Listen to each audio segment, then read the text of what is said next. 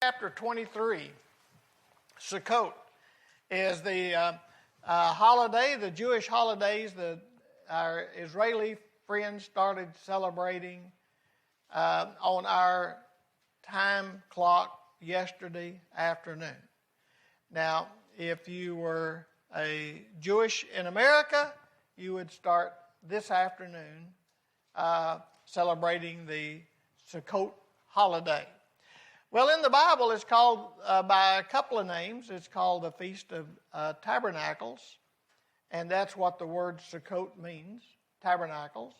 They sometimes call it the Feast of Booths because of what they do during that particular observance.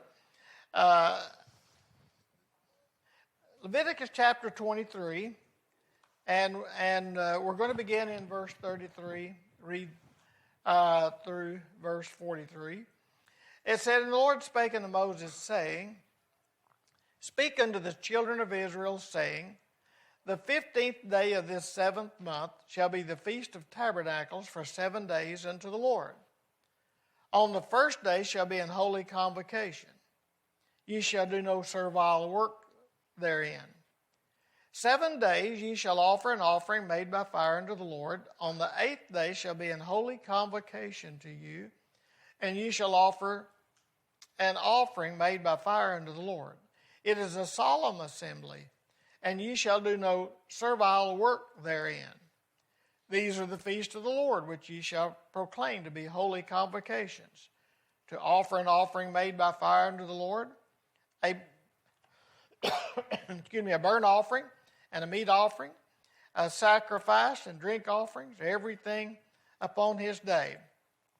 Beside the Sabbaths of the Lord, and beside your gifts, beside all your vows, and beside all your freewill offerings, which ye give unto the Lord. Also in the 15th day of the 7th month, when ye have gathered in the fruit of the land, ye shall keep a feast unto the Lord 7 days. On the first day shall be a Sabbath, and on the 8th day shall be a Sabbath. And ye shall take you on the first day the boughs of goodly trees, branches of palm trees, and the boughs of thick trees, and willows of the brook, and ye shall rejoice before the Lord your God 7 days. And ye shall keep it a feast unto the Lord 7 days in the year. It shall be a statute forever in your generations, and ye shall celebrate it in the 7th month. Ye shall dwell in booths 7 days.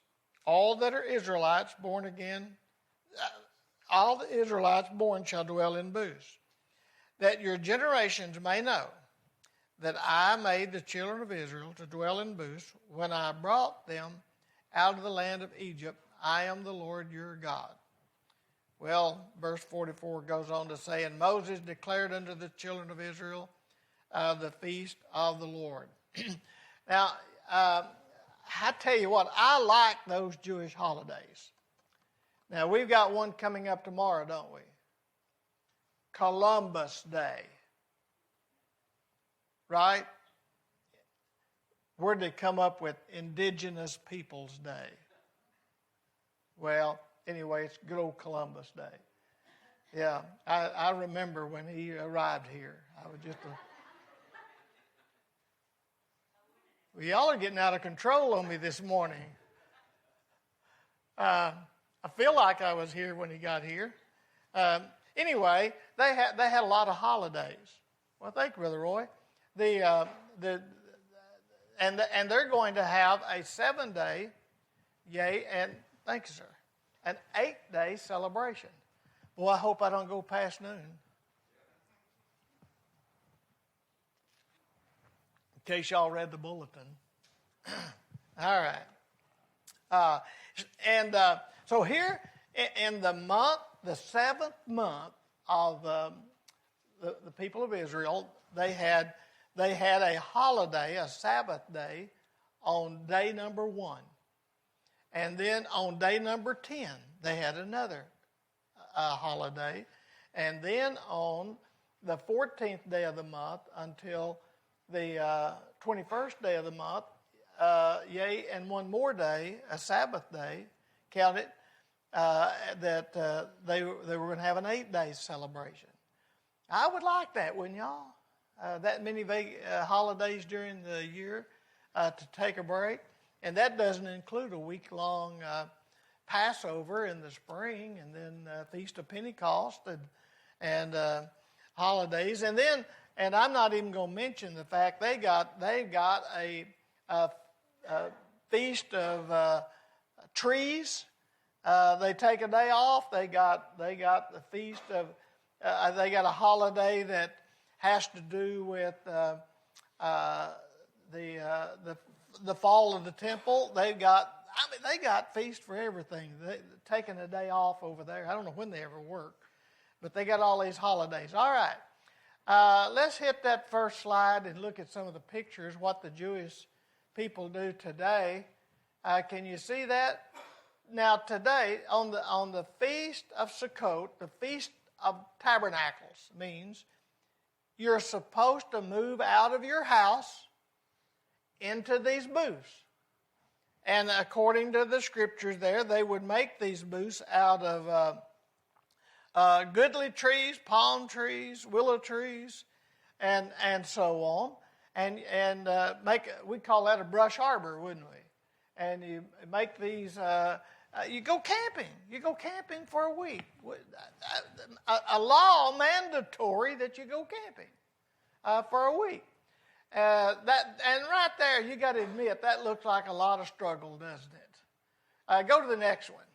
All right. Sometimes they get pretty fancy in those booth things that they make, putting up their tents and having elegant dining every night. Let's go to the next picture. And there they are. At nighttime, they have all these shows, outdoor games. They have a lot of musicals. They got a lot of presentations that they do at night. We go to the next one, and next picture. There they are. Some of the activities that they have for the ladies. Next one. Sometimes they have. In the synagogues, they have special music, singing. Here's the choir up there and there. Okay, you can go to the next slide, and we'll get started here. The Feast of Tabernacles, it was observed, and in Jerusalem, they gathered around Jerusalem because it was one of the three occasions that all the males were supposed to report to Jerusalem 3 times a year. All the men, if it was possible for them to come to Jerusalem, were expected to come.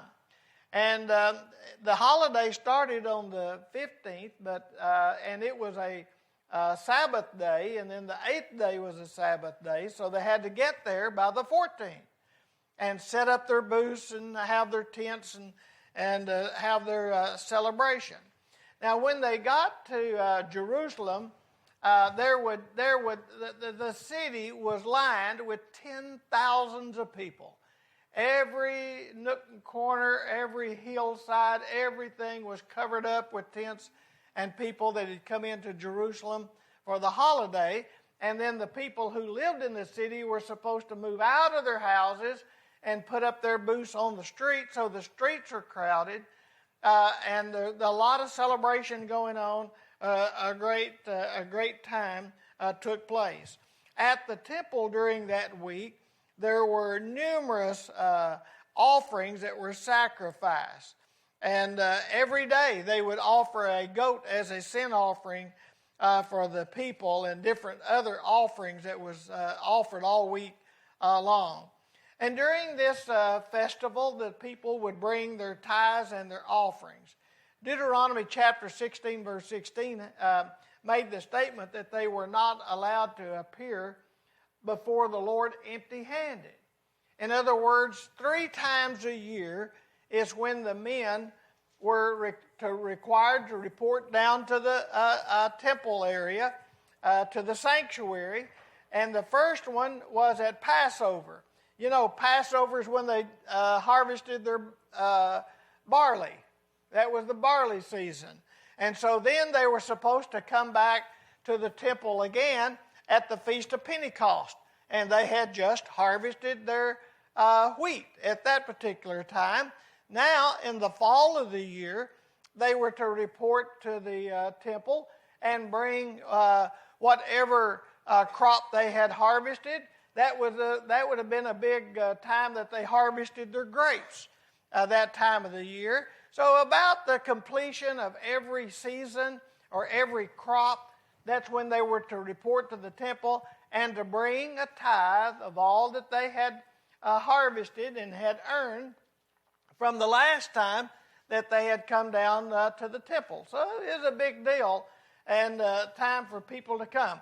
Now, I'm going to just throw this in. I'm not going to elaborate on you, but there is every reason to believe that with the taxation that was put upon the people by Caesar Augustus, that would have been this time of the year when the Jews would have naturally taken their tithes to Jerusalem. That would have been time to collect taxes, wouldn't it? You wouldn't wait till they spend all their money. You do it at the time that they would be coming to the temple with their tithes, and that's the time you would collect the tax from them, and is most likely the time of year when Jesus was born. About this time of the year in October is when Jesus most likely would have been born, and there is other evidence to support that theory as well. All right. So during every time, every seventh year in the celebration, then the people had to sit around either in a synagogue or some location where the entire Torah was read to them, and they were made familiar with the whole law. So you got Genesis, Exodus, Leviticus, Numbers, and Deuteronomy that you had to read during that stay, that week that you were in Jerusalem. So there was a lot of homework to do, wasn't there? And that's when they were made reminded and continually made aware of the things that are written in the book of the law. Now, the significance of Sukkot comes from verses 42 and verse 43. It says, "Ye shall dwell in booths 7 days. All that are Israelites born shall dwell in booths, that your generations may know that I made the children of Israel to dwell in booths when I brought them out of the land of Egypt. I am the Lord your God." Now, to the Israelites, this was a reminder of their being in bondage in Egypt, in slavery to the Egyptians, and how that God secured their release, and how that they dwelt for 40 years in the wilderness and entered into the land of Canaan, a land that flowed with milk and honey. Now, those people had never been out in that wilderness. They had never experienced that travel. They were not in Egyptian bondage. But it was a reminder to every generation after that the Israelites were enslaved by the Egyptians, and God secured their release, and they wandered around in the wilderness for 40 years. Now, there is some significance to that, in that it is a type of our being in bondage and in slavery to sin.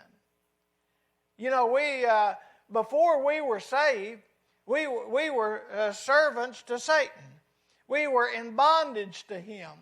And listen, we were totally helpless to get out from under that bondage. We did not have any ability. We couldn't do enough good works. We could not live well enough. We did not have the strength to release ourselves from the bondage and the hold that Satan had upon us. We were made slaves to him, and we were servants to him, and we could not escape. We were totally helpless in that, just like those Israelites. They're in the land of Egypt. Egypt is one of the mightiest nations in the world. They had chariots, they had horses, they had weapons, they had trained soldiers. And Israel had been nothing but just humble servants and slaves, tilling the fields, making the bricks. And so they had no ability to secure their release, and that God delivered them from their bondage. And so it's a reminder to us that we need to reflect upon this occasionally, that we were in bondage to sin. We were doomed to a devil's hell. I tell you what, a Christian ought to think about hell every once in a while. You ought to think about being in a lake of fire forever. No escape. No end. Never get out. Ever. And that's where we're headed. I was headed straight to that place. But Jesus has saved me. He delivered me. And so I need to be reminded of every once in a while, I'm not going to hell, and it's not because of my ability, it's because Jesus delivered me. By His grace and mercy, He delivered me. And then He took those Israelites out into the wilderness, and they spent 40 years out into the wilderness.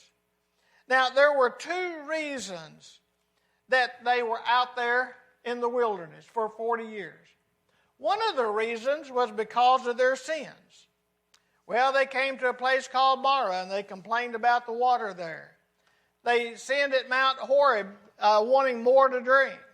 They sinned wanting manna and quail. Then they sinned because they were tired of the manna and the quail. They sinned because they longed for the melons and the onions in Egypt. They sinned because they didn't like Moses. They sinned because they didn't like Aaron. They sinned because they were afraid of their enemies. And their sins caused them to wander around in the wilderness, challenging and doubting God for 40 years. And so part of their punishment for their sins was to remain in that wilderness for 40 years. And the second reason they were in the wilderness for 40 years, they wandered in the wilderness to learn to trust God. They had to grow. Putting our trust in God is the result of our experiences when we are in dire straits. We don't trust God when things are good. We don't even talk to Him. It's when things get bad when we start praying the most, isn't it? At their typical human nature. You see, for them to learn to face their enemies in the land, they had to learn to take instructions from God and to trust in Him. You know, sometimes God takes us through the fire to try us and to strengthen us for greater service. So that as a young Christian, we wonder, well, God, why do you let these things happen to me? Why do I have to suffer like this? Why have you taken my loved ones? Why have we become ill? Why have these things happened to us? And we wonder and we challenge God sometimes about that. Well, it may not be because you have sinned. It may be because you have done everything right. Because you see, God sees potential in people. He sees potential. We need to do that too. We need to see what potential we can get out of people. And so, when He sees potential, then He has to strengthen us. And how in the world do you make steel stronger? You put it in the fire and give it as much heat as it can stand. And so sometimes, if you have committed your life to God and you want to give yourself to God, you may undergo trying, troublesome, difficult times just so God can strengthen you, because down the road He's got a job important that He needs to be able to trust somebody to do that job for Him. And will He be able to trust you to do it? If God wanted somebody, if He wanted an Elijah or a Daniel or a John the Baptist or a Moses or an Aaron, if He wanted, could He trust you to do that kind of a job for Him? So, two reasons why they spent that time in the wilderness. They paid for their sins all right. Now listen, when I see God's people going through difficult times and trials, and I see them having trouble in their lives, you know, there's a big old question mark. We say, well, what have they been doing wrong? God forbid. God forbid. They may be doing everything right. God may be just preparing them for great things for Him later on in life. And so we're not to be the one to decide. That's up to God. But I'm just telling you that if you get on your knees and you say, God, use me. I want to do whatever you want me to do. And then the next day trouble comes and then you begin to wonder, well, what have I done? What have I done? Why is God doing this to me? He's not doing anything to you, but preparing you for greater things in His service. So that when you commit your life to God, then don't be dismayed when difficult things happen to you, because God sees a lot more in you than you see in yourself. So the living in the booth for a week reminded them where they have come from and what God delivered them from. And so such an occasion, reflection causes us to want to be more thankful and more committed to God, because He's delivered me from the depths of hell, out of the miry clay, out of hell itself, and set my feet upon a solid rock. Now, over the years, the Jews have added some features that were not originally part of the celebration. It's okay, because you see, they're not under the law anyway. See, now back in Bible days, you'd build you this brush arbor and you move into it. You saw what they do now, don't you? In the evening, they dine out, outside. Now, some of them live in big old high-rise apartments, and they'll decorate the balcony and put a little table out there and have dinner out there at night. I mean, that's as rough as they get, like going out to the Holiday Inn or something. But anyway, it's okay, because they're not under the law anyway. Law has been completed. So if they made modifications, but even at the time of Christ, they had made modifications. Because here they come in for a week-long celebration there in Jerusalem, and with all these people, and they got all of these, they have the musicals, they have the shows, they have something going on everywhere all over that town. And somebody's involved. The kids are playing together, maybe a few soccer games or ball games or something with the kids, and the parents are visiting with family and friends and having good things to eat and lots of snacks. And I mean, that was a fun time. It's in the fall of the year. It's good and cool in Jerusalem right now, and it's before the rainy season, so there's no risk of having rain on them during that week. And so it's just a wonderful time. And down at the temple, they had a service every evening down at the temple. And the temple could only hold so many people, so it would be maxed out. They're elbow to elbow. The crowds are down there. And though at the temple, because it was the end of the harvest season, the end of the year, this is the last of the last, and then they're on the verge of rainy season. In Israel, in the winter time is when they get all of their rain. They get 95% of it in the winter, and that prepares the ground, fills up their reservoirs, gets them ready for the next season. And so rain is very important in Israel, and so they want plenty of it to fill up the Sea of Galilee and so on. And so they, at the end of the one year, getting ready for the next year. So they had a water oblation service, and the priest would go down to the pool of Siloam and get a golden pitcher full of water out. And they had come back up late in the day, just as it's beginning to get dark, and then they had a menorah lighting service there at the temple. And they had that big court there that holds several thousand people. And just before dark, they would bring the ladders in, and they'd climb up to the top, and they would light these menorahs, put light into a courtyard. They would do that every evening. And then the priest would pour water around about the altar in the presence of the people. and they're praying that God will give them a bountiful season next year. They're thanking God for a good season this year and praying that God will bless them with a good rain so they can have another good year. And so they pour the water out. Well, they had the Levite choir that would come out and sing. They had the Levite orchestra that would play to their music. And they had certain psalms that they would play during that celebration. They would do that every evening there at the temple and that sanctuary. Now, Jesus, by the way, observed the Feast of Tabernacles. In John chapter 7, if you want to look to me, or you can read it on the screen there.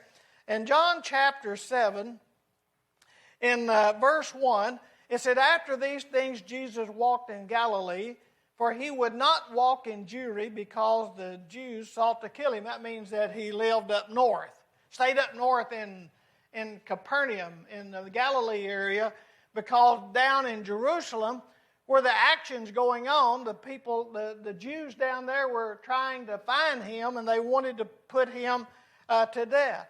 And then verse 2, it says, now the Jews' Feast of Tabernacles was at hand. And then we're going to go on down, verse 10, it says, "But when his brethren were gone up, then went he also up into the feast, not openly, but as it were in secret." So Jesus had the disciples ask him about going, and he told them in verse 3, you go on down there and I'll follow you later. And they wanted Jesus to go down there and show off his miracle-working ability. He said, "I'll follow you later." And so verse 11 tells us that when he was at the feast, the Jews were asking, "Where is he? Where's this Jesus?" They wanted to put him to death. And he was trying to stay quiet and in the midst of them. All right? And then verse 14, it says, "Now about the midst of the feast, Jesus went up into the temple and taught." That's about middle ways through this Feast of Tabernacles, this 7-8 day time period that he went up there and he began to teach them. Now, let's skip on over to John chapter 7, over into verse 37. Okay, a couple of verses here to look at. Now, it said, "In the last day, the great day of the feast." Now, let me tell you about that last day. You know, I told you about them pouring the water out in the orchestra. Well, on that last day in the evening, they are going up to light the menorahs, and then they have pouring out that water. They do everything twice as much on the seventh day. By the time of the seventh day, with the orchestra playing and the choir singing and all that's going on, the people out in that courtyard, they've got, it's neat to be in Israel to watch them do some of their dances. They kind of dance in a circle and to their music. It's not like some of our so-called dancing here, and they're dancing to that, even the psalms of the music, and they're almost worked into a frenzy by that time. They're just excited. They're celebrating it. They've had a great time. And so, verse 37, "In the last day, that great day of the feast, Jesus stood and cried, saying, If any man thirst, let him come unto me and drink. He that believeth on me, as the scripture has said, out of his belly shall flow rivers of living water." Now, while they're pouring out, can't you just see it? While they're pouring the water around about that altar, and those Jews are celebrating and they're singing and they're dancing and they're having that great time, right in the midst of that group, Jesus speaks out loudly, "I'm the water of life." Startles the group, I'm sure. Now look at chapter 8 and verse 2. Now remember, it's a 7-day celebration plus one, another Sabbath, 8th day. Now it said in chapter 8, verse 2, "And early in the morning That's likely going to be the very next day that Jesus came into the temple and all the people came with him, and he sat down and taught them. And then he says in verse 12, then spake Jesus again unto them, saying, I am the light of the world. He that followeth me shall not walk in darkness, but shall have the light of life. Right in the midst of all that festivity, Jesus tells them he is the water of life and he is the light of the world. Well, they come along in the next verse and told him, you know, your record's not true. You don't bear a true witness. They call him a liar. And Jesus told them in about verse 28, he said, you lift me up on the cross, my Father will show you who I am. He's the light of the world. He's the water of life. He's the one that delivers us out of our bondage in Egypt. He's the one that makes us what we are. Let's have an invitation. How can God work in your life today?